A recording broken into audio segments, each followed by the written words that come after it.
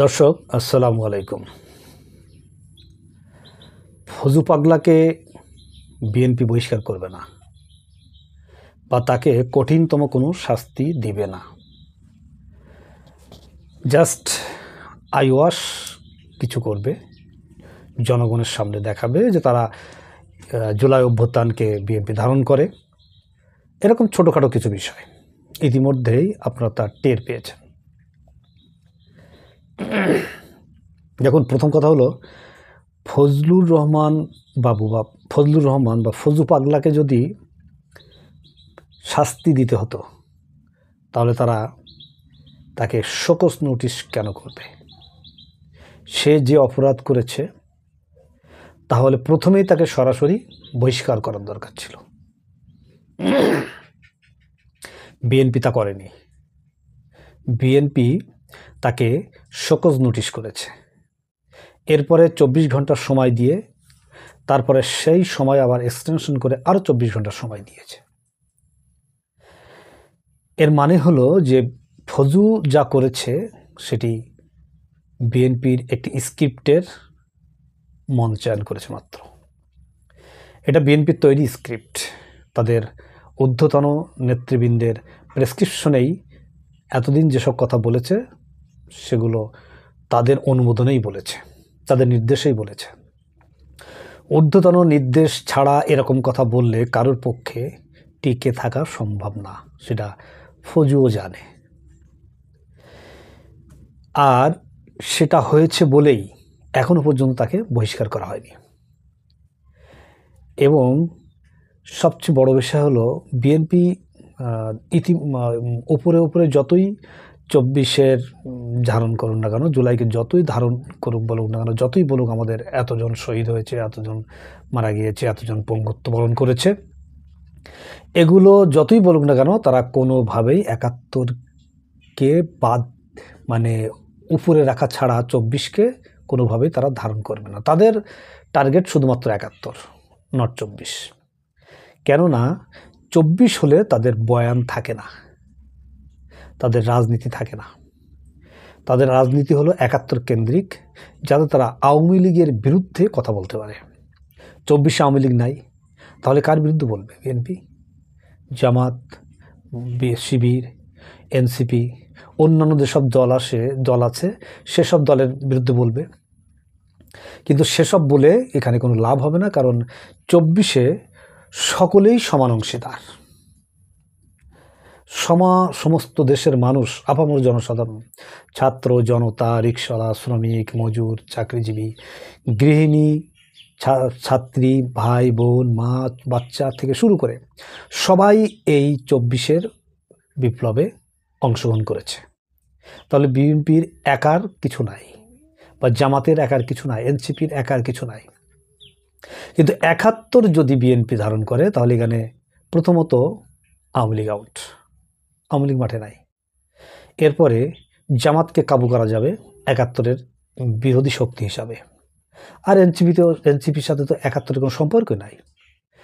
তাহলে ফাঁকা মাঠে একাকে 71-এর বিএনপি। যে কারণে এই রুমিন ফারানা বলেন, হাবিব বলেন, ফজলু পাগলা বলেন, সবাইকে স্ক্রিপ্ট বা চিত্রনাট্য দিয়ে মাঠে নামিয়েছে ঊর্ধ্বতন নেতৃবৃন্দ, নামটা নাই বললাম। আর তাদের প্রেসক্রিপশনে যেহেতু উনি মাঠে নামছেন, সেহেতু ওনার ভয়ের কিছু নাই। এই জাস্ট একটা আইওয়াশ করে একটা কি বলা যায়, ওই যে নোটিশ প্রদান, কৈফিয়ত তলব, এটা কোনো বিষয় না। দেখছেন না, ইতিমধ্যেই ফজুর পক্ষে মিছিল শুরু করেছে বিএনপি, সেটা আপনারা নেটে দেখতে পেয়েছেন। তার মানেটা কি? হঠাৎ ধাক্কাটা সামলিয়ে এবার তারা ফজুকে ট্যাকেল দিবে, তার পক্ষে এবার কথা বলা আস্তে আস্তে শুরু করবে বিভিন্ন নেতৃবৃন্দ। একসময় বলবে আমি এসব, একবার তো বলেছে, আমি এসব বলিনি। তো বলিনি বললে হলো? সমগ্র মিডিয়াতে তার প্রমাণ আছে, তার ডকুমেন্টস আছে।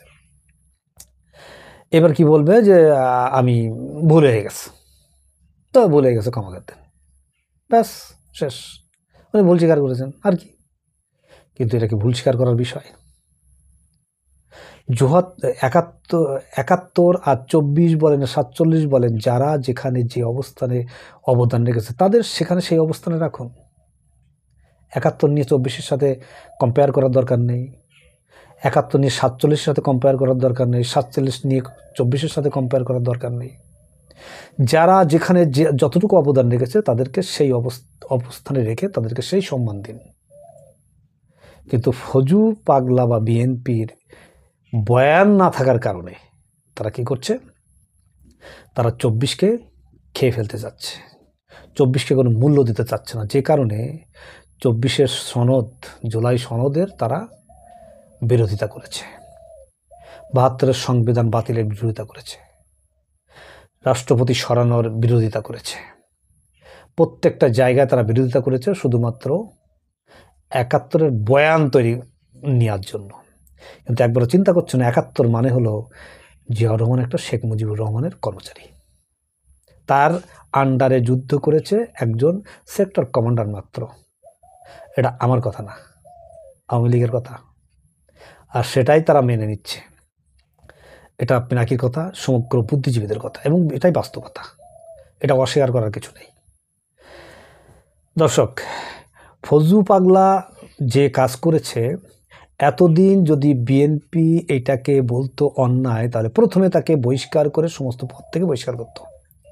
কিন্তু তারা তাকে কৈফিয়ত তলব করে জাস্ট সময় ক্ষেপণ করছে, এটাকে স্বাভাবিকীকরণ করার জন্য। কয়েকদিন পরে এমনিতেই এটা থেমে যাবে। আর একটা জিনিস কাজ করছে, দেখেন যে তার বাড়ির সামনে যে অবস্থান তৈরি করছে, এইটাকে কেন্দ্র করে এইবারে তার জীবননাশের হুমকি আনতেন এইসব করে তার পক্ষে মিছিল অলরেডি শুরু হয়ে গেছে, এবং আস্তে আস্তে তার পক্ষে দেখবেন সবাই মাঠে নেমে পড়বে। বিএনপির কিছু বুদ্ধিজীবী আছে না, তারাও মাঠে নামবে, সমগ্র মিডিয়া দিয়ে দেখবেন আস্তে আস্তে করে ফজুর পক্ষে নেমে যাবে, তারপর ফজু সাহেব। সুতরাং দর্শক, ফজু পাগলাকে বিএনপি কোনো শাস্তি দেবে না, বহিষ্কার তো ধরে থাক, কঠিন কোনো শাস্তিই তাকে দিবে না, কোনো পদ থেকে তাকে বহিষ্কার করা হবে না। বরং এই ফজু পাগলা সামনে আরও ভয়ঙ্কর রূপে কথা বলবে, কিন্তু একটু সাবধানে হয়তো বলবে, একটু বুঝে শুনে বলবে। তার যে ন্যারেটিভ দাঁড় করানো, সে যে আওয়ামী লীগের পক্ষে কাজ করছে, সেটা এইভাবেই করতে থাকবে, কেউ ঠেকাতে পারবে না। অপেক্ষা করুন, আমার কথা মিলিয়ে নেবেন। ধন্যবাদ সকলকে, আল্লাহ হাফেজ।